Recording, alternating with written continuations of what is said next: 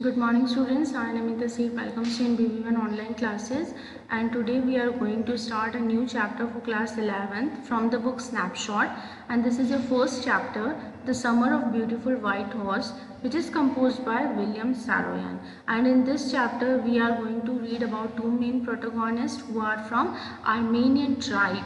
उनकी जो ट्राइब है वो आर्मेनियन है and that Armenian tribe it has hallmark of trust and honesty. यानी आर्मेनियन ट्राइब जो है, ट्राइब यानी जो उनकी जाति है, प्रजाति है, वो ट्रस्ट और ऑनेस्टी के लिए मानी जाती है, विश्वास के लिए और ऑनेस्टी के लिए वो बहुत ज़्यादा फेमस है। So let's start the chapter. One day back, there is good old days when I was 9 and the world was full of every imaginable kind of magnificence. So यहाँ पे जो नरेटर है वो अपने बारे में बता रहे हैं कि मैं उस समय 9 years का था जबकि ये स्टोरी, ये सारा इंसिडेंस है और वर्ल्ड जो है वो बहुत ज़्यादा उसको सुंदर लगता था, इमेजिनेबल काइंड था, यानी इमेजिनेशन से भरी हुई उसकी ज़िंदगी थी जो बहुत ज़्यादा चमकदार थी। And life was still a delightful and mysterious dream, और लाइफ उस समय उसकी बहुत ज़्यादा खुश थी, लेकिन एक मिस्टीरियस ड्रीम था, एक ऐसे सपने जो जिनकी मिस्ट्री थी कि वो पूरे होंगे या नहीं होंगे। My cousin Murad, who was considered crazy by everybody who knew him except me, और कज़न उसका है, जो नरेटर है उनका एक कज़न है मुराद, जो कि क्रेज़ी माना जाता है, जो थोड़ा सा पागल सा है और उसे सभी क्रेज़ी मानते हैं। और who knew him except me, और कौन ये बेहतर जानता है उसको, नरेटर से। मुराद को सबसे ज़्यादा बेटर कौन जानता है? नरेटर जानता है। Came to my house at 4 in the morning, तो सुबह 4 बजे जो मुराद है वो जो हमारा नरेटर है उसके घर पे जाता है, early in the morning, and woke me up tapping on the window of my room. और सुबह सुबह उसके घर जाके उसकी विंडो पे बाहर से टैप करता है, खटखटाता है उसकी रूम की window. Aram, he said. So we got to know about the narrator. हमारा नरेटर का नाम क्या है? आरम है, ठीक है। सो वो उसको आवाज़ लगाता है, Aram. I jumped out of the bed and looked out of the window. So Aram उठता है और विंडो के बाहर देखने लगता है। I could not believe what I saw, तो मुझे बिलीव ही नहीं हुआ जो कि मैंने देखा।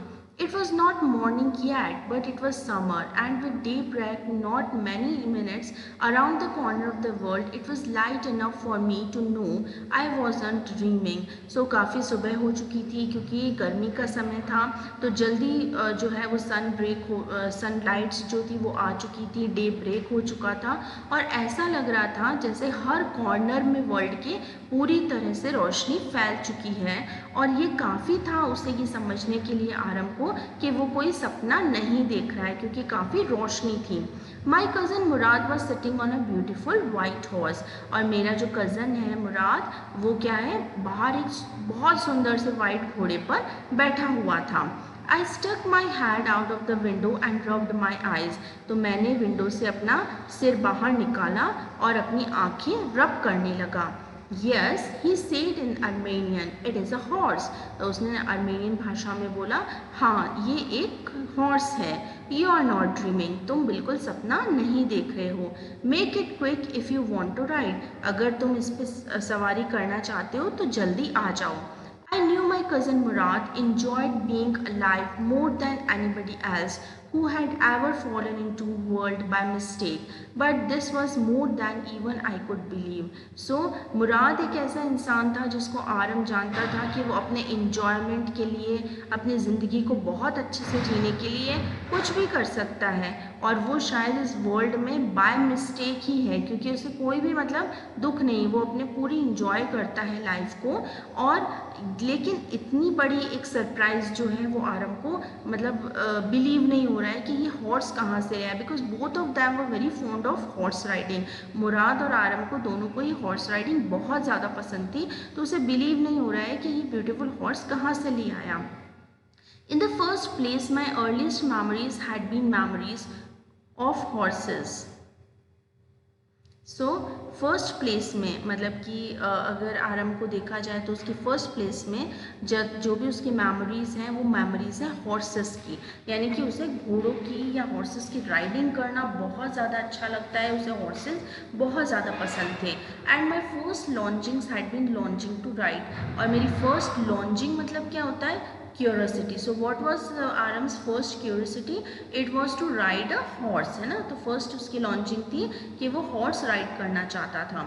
This was the wonderful part. और अब उसका जो कज़न है वो एक बहुत अच्छा हॉर्स लेके आ गया, so that was a wonderful part. In the second place we were poor. तो एक सच ये था कि हॉर्स राइडिंग उसे बहुत पसंद थी, तो दूसरी प्लेस पर ये भी बहुत सच था कि आरम और जो मुराद हैं उनकी जो ट्राइब है, आर्मेनियन ट्राइब, वो बहुत ज़्यादा पुअर ट्राइब थी। This was the part that would not permit me to believe what I saw. तो एक्चुअली पुअर होने की वजह से उसे बिल्कुल भी बिलीव नहीं हो रहा था कि एक्चुअली ये हॉर्स आया कहाँ से, बिकॉज उनके पास तो इतने पैसे हैं नहीं कि वो हॉर्स खरीद लें, तो ये हॉर्स आया कहाँ से। We were poor, we had no money, तो हमारे पास इतना पैसा नहीं था। Our whole tribe was poverty stricken, उनकी जो पूरी ट्राइब थी, आर्मेनियन ट्राइब, वो पूरी ही गरीब थी। Every branch of the Garoghalian family was living in the most amazing and comical poverty in the world. तो सारी जो गैरोघैलिनियन उनकी जो प्रजाति है, उनकी जो मतलब सब कास्ट जिसे हम बोलते हैं ना, तो आर्मेनियन ट्राइब की सब कास्ट थी गैरोघैलिनियन। तो उनकी जो गैरोघैलिनियन फैमिली थी उसमें ये एक मतलब बहुत ज़्यादा वो पॉवर्टी से जूझ रहे थे, वो मतलब पूरी दुनिया में शायद सबसे ज़्यादा पुअर लोग थे वो। Nobody could understand where we ever got money enough to keep us with food in our bellies. तो किसी को भी शायद ये समझ पाना मुश्किल होगा कि वो लोग इतने गरीब थे कि उनको कहाँ से पता नहीं खाने का अरेंजमेंट होता था, और वो एक वक्त का भी खाना कैसे खा लेते थे, अपना पेट कैसे भरते थे, वो किसी को नहीं समझ आता था। Not even the old man of the family, और जो उनके ओल्ड मैन थे, बुजुर्ग थे फैमिली, उनको भी नहीं समझ आता कि एक्चुअली इतनी गरीबी में वो कैसे खाना भी कैसे खा पाते हैं। Most important of all, though we were famous for our honesty, और सबसे ज़्यादा इम्पॉर्टेंट बात है कि वो अपनी ऑनेस्टी के लिए बहुत ज़्यादा फेमस थे। We had been famous for our honesty for something like 11 centuries, even when we had been the wealthiest family in what we like to think was the world. सो जब वो 11 सेंचुरी से उनकी honesty के चर्चे बहुत मशहूर हैं, यानी कि वो ऑनेस्टी के लिए जाना जाते हैं, जबकि वो 11 पहले भी जब वो वेल्दीस्ट थे, उनकी बहुत अच्छी रेपुटेशन थी, तब भी उनकी जो फैमिली है, जो ट्राइब है, उसको ऑनेस्टी के लिए बहुत ज़्यादा ईमानदारी के लिए माना जाता था। We were proud first, honest next, तो बहुत ज़्यादा उनको प्राउड था, हाँ वो ईमानदार भी थे। And after that we believe in right and wrong, और सही और गलत का उन्हें बहुत अच्छे से पहचान थी। None of us would take advantage of anybody in the world, let alone steal. तो कोई भी मतलब ये मतलब स्टोल की जो बात है या चोरी की जो बात है, कोई भी सपने में भी इस दुनिया में नहीं सोच सकता कि गैरोघोलियन फैमिली या आर्मेनियन ट्राइब का कोई भी जो मेंबर है वो कोई भी चोरी भी कर सकता है, वो किसी को विश्वास नहीं होता था।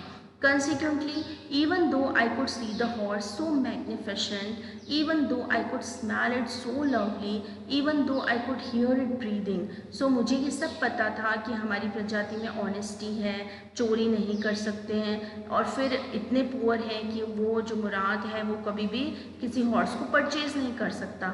अब परचेज़ नहीं कर सकता तो मोस्ट प्रोबेबली उसने चोरी करी है। इतना सब जानने के बाद भी आरम जो है उसको हॉर्स राइडिंग का इतना ज़्यादा वो फॉन्ड था कि उसे हॉर्स बहुत सुंदर दिख रहा था, वो उसको स्मेल कर सकता था, वो उसकी ब्रीथ को हियर कर सकता था, सुन सकता था। So exciting, I could not believe the horse had anything to do with my cousin Murad, और इतना ज़्यादा वो एक्साइटेड था कि उसे ये मतलब बिलीव नहीं कर पा रहा था कि मुराद का उस हॉर्स से कुछ लेना देना है या नहीं, वो कहाँ से लाया है, उसे उन बातों को वो इग्नोर कर रहा था। और विद मी और with any other of the family members, of our family asleep or awake because I knew my cousin Murad could not have bought the horse. तो उसे ये सारी चीज़ें इग्नोर कर रहा था कि उसकी फैमिली को पता लगेगा तो क्या होगा, उसके फैमिली मेम्बर जानते हैं या नहीं जानते, तो ये सारी चीज़ें वो इग्नोर कर रहा था क्योंकि उसे ये पता था, ये कंफर्म था कि मुराद हॉर्स खरीद तो नहीं सकता है। And if he could have bought he must have stolen it, और ऑब्वियसली अगर उसने खरीदा नहीं है हॉर्स तो उसने चोरी करी है उस हॉर्स की। And I refuse to believe he had stolen it, और मुझे तो ये यकीन नहीं आता था क्योंकि उनकी जो प्रजाति है वो कभी चोरी नहीं कर सकती, तो वो चोरी तो उसको नाम नहीं दे सकता कि उसने मुराद ने चोरी की है। सो एक्चुअली हॉर्स आया कहाँ से, ना तो परचेज़ किया ना स्टोलन किया, तो फिर ये हॉर्स आया कहाँ से। ये बातें सब सोचते हुए भी मुराद जो आरम जो है इन बातों को इग्नोर कर रहा था और वो सिर्फ किस पे कंसंट्रेट कर रहा था, हॉर्स राइडिंग पे। Okay, so this is it, and we'll continue the next part of the chapter in the next video. Till then, happy learning.